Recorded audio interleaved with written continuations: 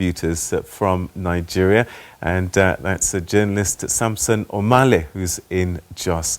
Samson, great to talk to you again this week. So much happening in your country, but I guess for the oil and gas sector, this is a major breakthrough, but my goodness, it's taken a long time.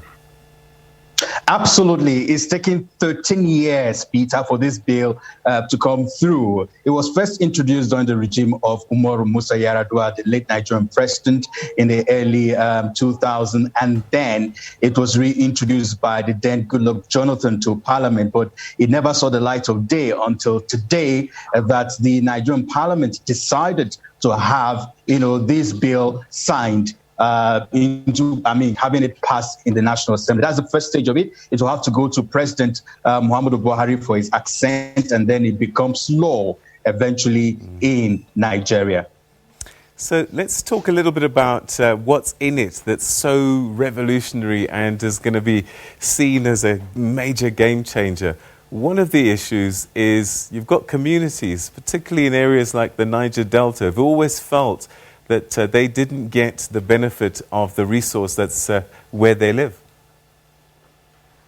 So the main highlight of this bill is the community fund project, where you have a certain percentage of the derivation from the oil revenue generated that is going to go back to the communities where these oil wells are domiciled. So you have an increase of about 2.5% initially proposed. Now you have about 5% of that being captured in the present bill, even though it's waiting for harmonization, because what the lower house passed is different completely from what the upper house of the National Assembly passed. So once the harmonization is done, communities where you have these oil, domicile will be able to benefit from, the revenue that is accrued from the deposit of or from the revenues coming from there. Because again, the Niger Delta has been impoverished. If you visit the place as a result of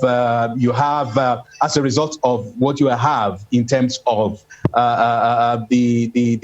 the lack of proper infrastructure. The water in that place is bad. You have ecological issues also happening in those places, and the people cannot even do basic fishing anymore. Agriculture is no longer. So this bill, eventually when it's signed into law, will provide and, of course, deal with these issues. Aside from that, Peter, let me quickly also tell you that it also provides for some sense of transparency and accountability on the part of the corporations managing this. And again, it will make it more of a business venture than the control we have coming from government at this point.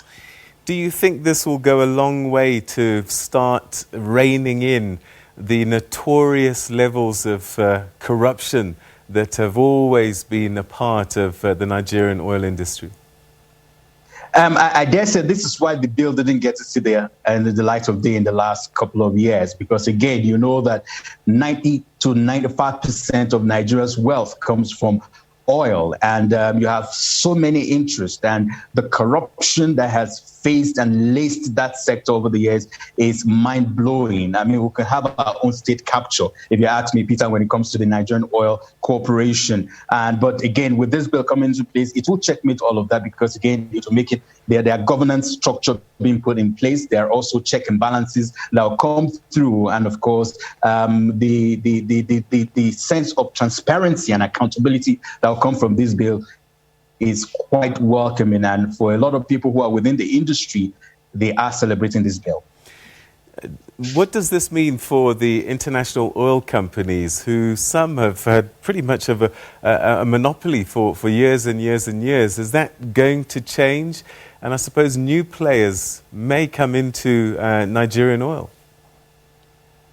Absolutely. I mean, you can count on one of your hand. I mean, the number of big players that are within the Nigerian industry. I will not mention their names here for obvious reasons. So, but with this bill coming into place, Peter, it's going to liberalize the sector. I think that's the language being used by industry players. It's going to liberalize the sector, and it's going to make sure that other people will have the opportunity to come in, put their money in, and be able to, get some value for their money. As we speak right now, there is no refinery in Nigeria that is working. You have Nigeria, which is almost among the top 10 oil producers in the world, but can't refine its own oil. Oil is imported into the country, and of course, we export crude. So, but with this bill coming into place, it will provide that kind of opportunity for Nigerians to begin, and not just Nigerians, but other international players who want to invest their money in to come in, build refineries, and also be able to get value for their money and, of course, for their investment.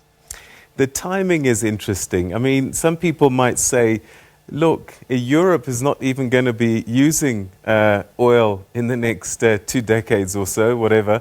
So that this is perhaps a industry that's already starting to count down its useful life. And yet this is where major legislation is coming into play.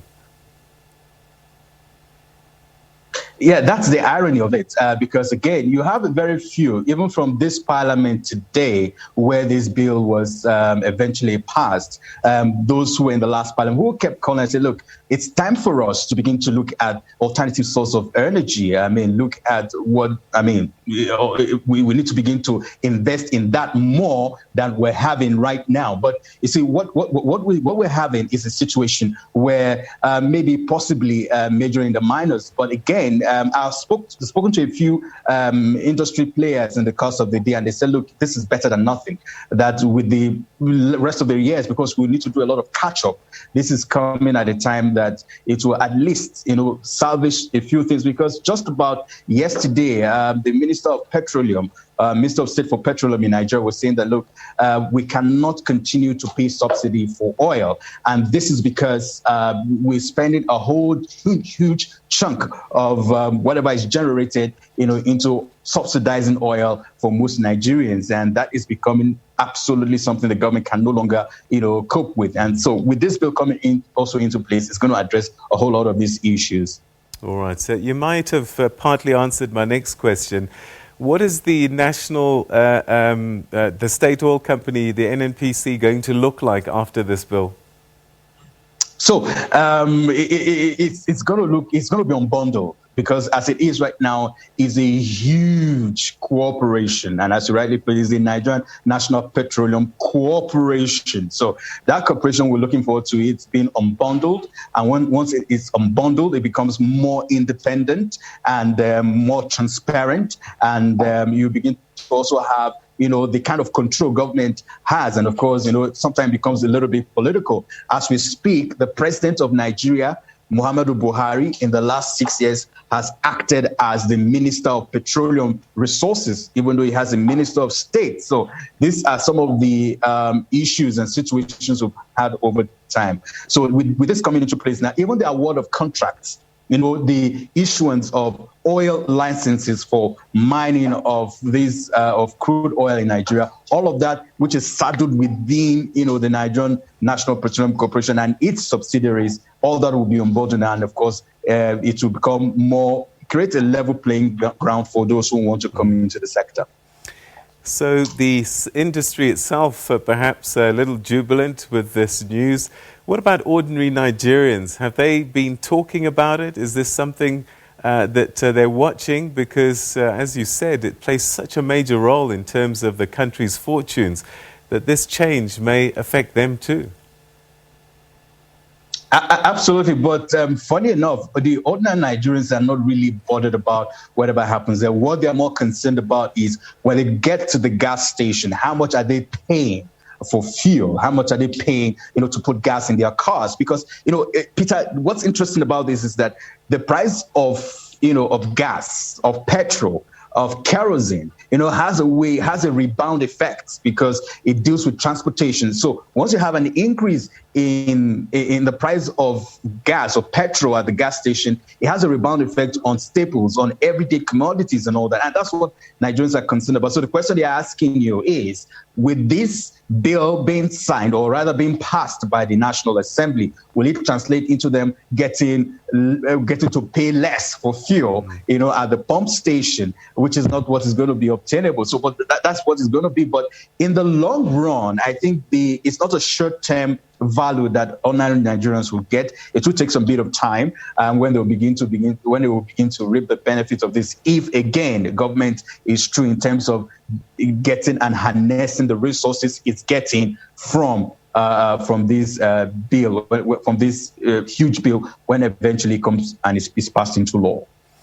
So the Nigerian government, authorities, national oil company will be subject to greater scrutiny and transparency. What about the international oil companies that have for so long gotten away with some really bad ecological disasters in some of their activities? Is that something that will be looked at for greater accountability with this new bill?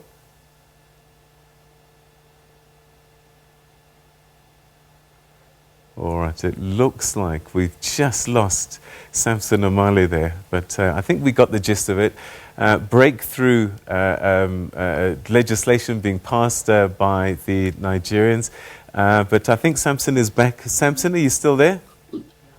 Yeah, I'm still here. All right, I can hear you very well. So just before you froze, I asked you about accountability for these big international oil companies who have been accused in the past of some significant ecological damage with their operations. Yeah, I mean, they've been here for over 60 years, Peter, and over time, what we've seen and what we've known and what is there for everybody to see is that a lot of times their exploration has gone with huge consequences on the environment. And most times, I mean, you compare with what this company also do in other countries, in other Western nations, the kind of accountability they are made to face is completely, most times, non-existent, because oftentimes what we know or what we get are reports of them colluding with government officials in order for them not to have to pay for some of the consequences of their mining exploration around here. But with this bill coming into place, it will bring them into further scrutiny, because again, you can't come in, the laws are now there, you'll be made to face the consequences of your action, because again, this is law. It's not something that you can just do and get away with it. There will be constituent authorities, and the reporting lines will be different. It will also empower communities. It will empower certain regulatory agencies with more powers to be able to step in and, of course, hold these companies accountable. So it's literally, if you ask me, it's game up for these international oil companies, because it's a new era that is coming into the Nigerian oil industry. Fascinating times that we're living through, for sure. Samson Omale, always great talking to you. Insights, always appreciated. Thank you, my brother.